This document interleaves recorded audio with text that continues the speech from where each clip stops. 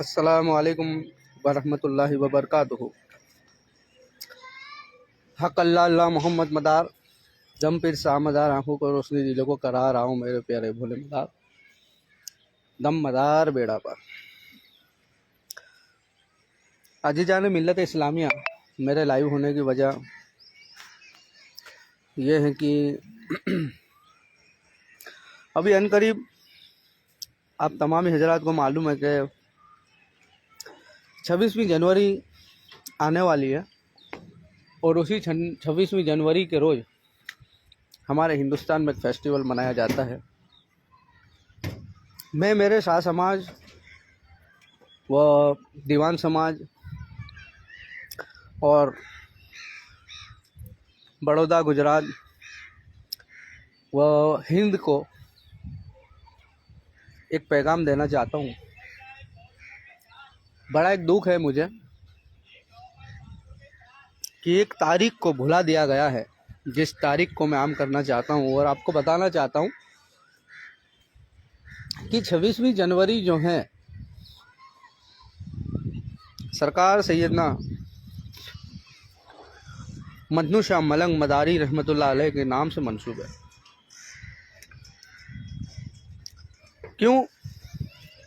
क्योंकि मुझे फ़ख्र महसूस होता है कि अल्हम्दुलिल्लाह हिंदुस्तान की तारीख में, इतिहास में ऐसा एक शख्स गुजरा है जिसको दुनिया दीवान मजनू शाह मलंग मदारी रहमतुल्लाह अलैह के नाम से जानती है।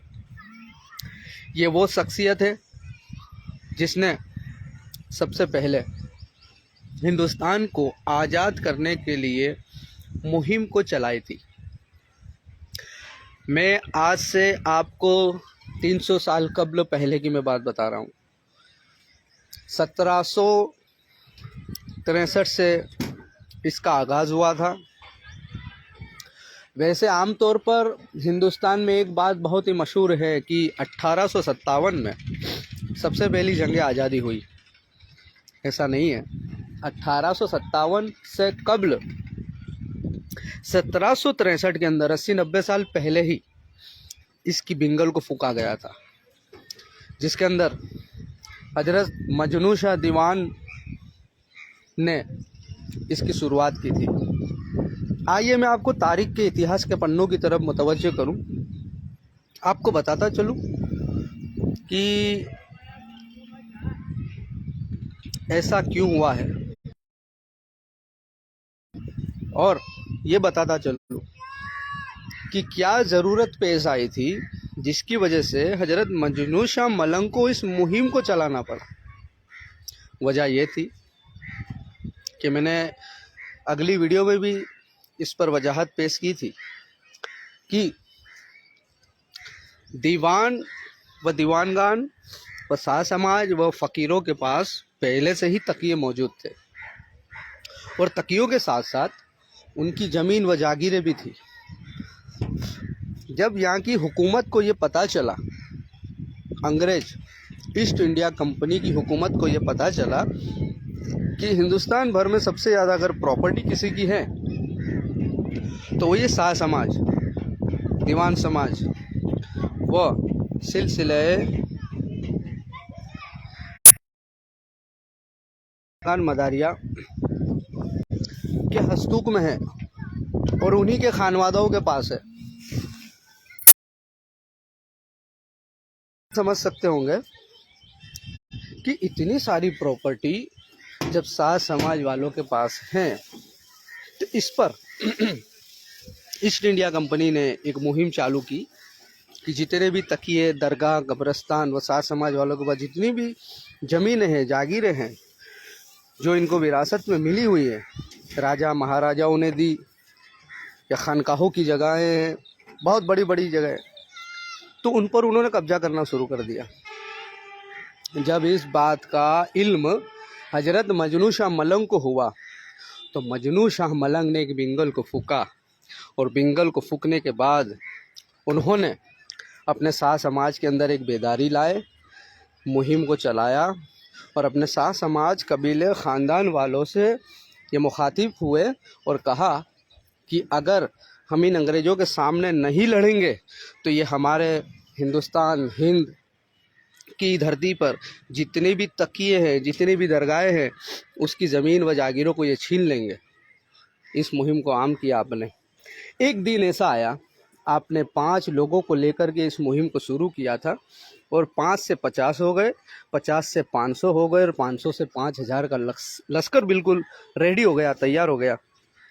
आपने उस लश्कर को रेडी करके एक ही वक्त दिया, एक ही दिन दिया और कहा कि पूरे हिंदुस्तान में एक ही वक्त में इन ईस्ट इंडिया कंपनी वालों के ऊपर, हुकूमत वालों के ऊपर हमला करना है। तो पूरे हिंदुस्तान भर में कहने के मुताबिक, आपके हुक्म के मुताबिक पूरे हिंदुस्तान में चप्पे चप्पे पर ये साथ समाज के लोगों ने हमला कर दिया। अब अंग्रेज़ों को ये समझ में नहीं आ रहा था कि हम लड़ने के लिए किस तरफ जाए। कभी कलकत्ता, कभी गुजरात, कभी उड़ीसा, कभी बिहार, यानी हिंदुस्तान के हर चप्पे पर ये साथ समाज के लोगों ने मिल करके ईस्ट इंडिया कंपनी पर आक्रमण कर दिया। आक्रमण करने के बाद उन्हें पता चला कि ये भाई सामने जिसने आक्रमण किया है ये लोग है कौन। जब उन्होंने इसकी तहकीक की तो सामने जवाब मिला कि ये शाह लोग थे, जिन्होंने मिलकर इस मुहिम को आम किया और हमारे सामने लड़ने के लिए खड़े हो गए। अब ये बात वहाँ तक महदूद न रह गई कि खानका, तकिए, दरगाहों को बचाने के लिए महदूद न रह गई। इस बात को और एक चीज़ पर मुतवज्जह कर दिया गया कि ये तो हमारे देश पर आज नहीं तो कल दिक्कत आने वाली है। तो फिर ये लड़ाई देश के ऊपर चली गई। मजनू शाह मलंग ने मिल करके अब दरगाह, तकिए, चिल्ले, ज़मीनें, जागीरें वो तो हिंद में ही है, मतलब देश में ही है। अब इन्होंने लड़त जो शुरू की वो लड़त थी फिर देश के लिए। अब इनके साथ जुटते गए। उन्हीं के साथ साथ में उसके दौरान में हजरत टीपू सुल्तान भी इस मुहिम में शामिल हो गए। तो हजरत टीपू सुल्तान ने भी मिल करके, मतलब कि शाह समाज के साथ मिल करके इस मुहिम को आगे बढ़ाया। अब हजरत मजनू शाह मलंग रहमतुल्लाह अलैह की तारीख़ अगर आप उठाओगे या गूगल पे सर्च करोगे, वो इज़ द मजनू शाह मलंग मदारी कौन है, तो उनका पूरा इतिहास आपके सामने आ जाएगा गूगल पे। विकीपीडिया पर भी पूरा इनका इतिहास मौजूद है, अगर आप पढ़ना चाहते हैं तो उस पर बिल्कुल दिया हुआ है। आप सर गिरोह दीवानगान के एक अजीम वो शख्सियत गुजरी हैं, बिल्कुल आला तरीन, जिसको अल्लाह रब्बुल आलमीन ने एक मुजाहिद पैदा किया था और मुबल्लिग भी थे आप। और एक मैं बात बताना चाहता हूँ कि हजरत मजनू शाह मलंग मदारी रहमतुल्लाह अलैह ने जब ये मुहिम को आम कर दिया था तो यहाँ की ईस्ट इंडिया कंपनी अंग्रेज़ों के सामने सिर्फ माइंड के अंदर एक ही लोग फिट थे। वो फिट थे सिलसिले मदारिया के मलंग और सिलसिले दीवानगान मदारिया के जितने भी साथ समाज के लोग हैं इस मुहिम से जुड़े हुए वो। तो ईस्ट इंडिया कंपनी ने एक फरमान जारी कर दिया कि अगर फ़कीर बिरादर, शाह बिरादर और मलंग और मदारी सिलसिले के हजरात कहीं भी अगर नज़र आते हैं तो उनको शहीद कर दिया जाए, और जो जिंदा पकड़ कर लाएगा तो उस वक्त 50,000 रुपये का उन्हें इनाम दिया जाएगा। ये ऐलान कर दिया गया। इन्होंने और एक तहकीक शुरू कर दी कि ये साथ समाज के लोग ज़्यादातर इकट्ठा कहाँ पर होते हैं। तो उन्हें सबसे पहला लोकेशन मिला मकनपुर शरीफ का और दूसरा लोकेशन मिला बिहार शरीफ का, हजरत जमालुद्दीन जाने मन जन्नती के दर पर, क्योंकि ये दो जगह ऐसी थी जहाँ पर मलंग व साथ समाज अक्सर वहाँ पर उर्स के दौरान में पहुँचा करते थे। अब सबसे पहला हमला बिहार में हुआ। अंग्रेज़ों ने मिल के बिल्कुल इतना ख़तरनाक एक प्लानिंग बनाया कि साथ समाज के लोग जहाँ भी इकट्ठा होते हैं वहीं पर जा कर के हमला कर देना है। आप बिहार में पहुँचे हजरत जमालुद्दीन जाने मन जन्नती के मज़ार अक़दस पे, और आपके हमरा भी बहुत से दीवान व शाह लोग थे। तो वहाँ पर अंग्रेज़ों ने इनके ऊपर हमला कर दिया। ना जाने कितने हज़ारों तो वहाँ शहीद हो चुके थे और हजरत मजनू शाह मलंग बहुत घायल हो चुके थे। ये इसी जनवरी की मैं बात बता रहा हूँ आपको। 1787 ईस्वी सन और जनवरी के अंदर आप पर हमला हुआ। अब आप जब ज़ख्मी हो गए तो आप ज़ख्मी हालत के अंदर सरजमीन मकनपुर शरीफ में पहुंचने की आपने कोशिश की, वहां पहुंच भी गए, आप शहीद हो गए। और आखिरी आपने जो सांस ली थी हज़रत मदनू शाह मलंग मदारी रहमतुल्लाह अलैह ने, वो सरज़मीन मकनपुर शरीफ थी। और मकनपुर शरीफ के अंदर आज भी आपका जो आस्ताना है वो मरजा खलायक है, और वहाँ पर आज भी आपका आस्ताना मौजूद है। तो मैं कहना यही चाहता हूँ कि 26वीं जनवरी जो मनाई जाती है, इंडिपेंडेंट डे जो मनाया जा रहा है, तो इससे मनसूब देखिए, देश आज़ाद हुआ अगस्त में, 15 अगस्त को। 15 अगस्त के दिन हमारा देश आज़ाद हुआ। लड़त शुरू हुई थी कब? 1763 में। 1787 के अंदर हजरत मदनू शाह मलंग 26 जनवरी के रोज़ आप शहीद हुए।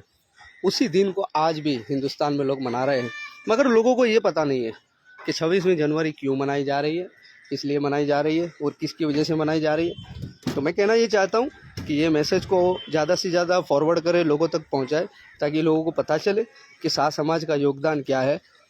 और एक ख़ास इम्पोर्टेंट बात कि जब 26 जनवरी आए, आप अपने फेसबुक स्टेटस और व्हाट्सएप स्टेटस वगैरह सोशल मीडिया पर ऐसी बातें ज़रूर शेयर करें, ताकि लोगों को पता चले कि हज़रत मदनू शाह मलंग मदारी रहमतुल्लाह अलैह ने इस देश के लिए और उनके हमरा मिल के साथ समाज के लोगों ने और दीवान समाज के लोगों ने मिल करके बड़ी कुर्बानियाँ दी हैं इस देश को बचाने के लिए। और उन्हीं की बदौलत आज हमारा हिंद आज़ाद हुआ है। और बड़ी खुशी की बात यह है कि रमज़ान शरीफ का महीना था, रमज़ान शरीफ का महीना था, 15 अगस्त थी और 1947 साल थी, 1947 में जुमा का दिन था। उस वक्त इस हिंद को आज़ादी मिली थी। मगर देखिए, कोई भी पेड़ होता है एकदम से फल नहीं देता, उसको पहले बोना पड़ता है, पानी पिलाना पड़ता है, कुछ बड़ा करना पड़ता है, उसके बाद उस पर फल लगते हैं। तो उसके फल खाने के लिए जिसने पेड़ नाखा होता है ना, उसको फल नहीं मिलता, फल उसको खाने मिलता है उसके आने वाली पीढ़ी को, बाद वालों को। तो इसमें भी कुछ इसी तरीके की बात है कि आप देखें कि इस पेड़ को लगाने वाले हज़रत मदनू शाह मलंग थे और इसके फल जो थे वो कुछ और लोग खा गए। मगर खैर, जो इतिहास है वो इतिहास है। आखिरी 2 बात बता के मैं रुखसत ही ले लूँगा। हज़रत मदनू शाह मलंग ने जब इस मुहिम को शुरू किया था और इनके सामने जब इतनी सारी मुठभेड़ हुई और हज़रत मदनू शाह मलंग जब शहीद हो गए, तो अंग्रेज़ जो थे उसमें से एक इनका कप्तान था, उसने एक बड़ी प्यारी बात लिखी। उसने लिखा कि जब हिंदुस्तान में हम लोग आए, बड़े बड़े राजा थे, बड़े बड़े महाराजा थे, सबसे हम लड़े, मगर बिल्कुल आसानी तरीके से हम जीत गए और हमारा कब्जा हो गया इस हिंद पर। मगर एक फ़कीर ऐसा था जिसने 200 साल की नींद को उड़ा के रख दिया। अब 200 साल की नींद से आप ये पता लगा सकते हैं कि उसने ये बात इसलिए कही कि अंग्रेज़ों की नाक की डंडी में दम करने वाले 200 साल तक कोई और लोग नहीं थे, फ़कीर लोग थे। और इन्हीं फ़कीरों ने मिल करके 200 साल तक इस मुहिम को चलाया था। अब आप देखिए, ना जाने कितने से गुमनाम नाम है जिसको आज याद भी नहीं किया जाता, याद तो छोड़ो, उनके नाम तक नहीं लिए जाते। अल्लाह ताला उनको, हमको, तमाम लोगों को हिदायत अता करे कि इतिहास बताए, हिंद में क्या हुआ वो बताए। क्योंकि अब 26वीं जनवरी अनकरीब आने वाली है। ये 2023 के अंदर आज 24 तारीख है, कल 25 है और संडे के दिन जुमेरात के दिन 26वीं जनवरी है। तो इंशाअल्लाह तबारक व तआला के लोगों तक ये मैसेज भी पहुंचाए और लोगों को, ख़ास व आवाम इस मैसेज को फॉरवर्ड करे, ताकि लोगों को इसका इल्म मिले कि साथ समाज व दीवान समाज के लोगों ने मिल करके क्या क्या किए। और उसी दौरान में और एक बात मैं वाज़ेह करता चलूँ कि उसी दौरान, लड़त के दौरान में, इसी साथ समाज तकिएदार लोगों के पास जो सजरे महफूज थे, तो ये ईस्ट इंडिया कंपनी के लोग जो जनरल होया करते थे या जहाँ जहाँ भी हमले हुए थे, उनके ऊपर सारे दस्तावेज, डॉक्यूमेंट मिटा दिए गए, जला दिए गए। यहाँ तक कि मकनपुर शरीफ के अंदर भी हमला हुआ था, वहाँ पर भी कई मलंग हजरात, कई सादात मकनपुर, वो ना जाने कितना नुकसान किया था उन्होंने। उनकी मुहिम एक ही थी कि मदारी जो भी हैं उनको मिटाओ, मगर ऐसा ना हुआ।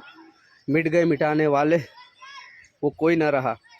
तो आज भी हम आबाद है और आबादी रहेंगे अल्हम्दुलिल्लाह। फिर इंशाअल्लाह आपके सामने मैं हाजिर होऊंगा कोई ऐसी बात को लेकर मुझे दुआओं में याद रखना। और इस वीडियो को ज़्यादा से ज़्यादा फेसबुक है, व्हाट्सएप पर है, ट्विटर है, सोशल मीडिया पर ज़रूर आप इसको पहुँचाएँ और दुआ में याद रखें मुझे। अस्सलाम वालेकुम वरहमतुल्लाहि व तआला बरकातहू। हक़ अल्लाह मोहम्मद मदार दम मदार बेड़ा पार।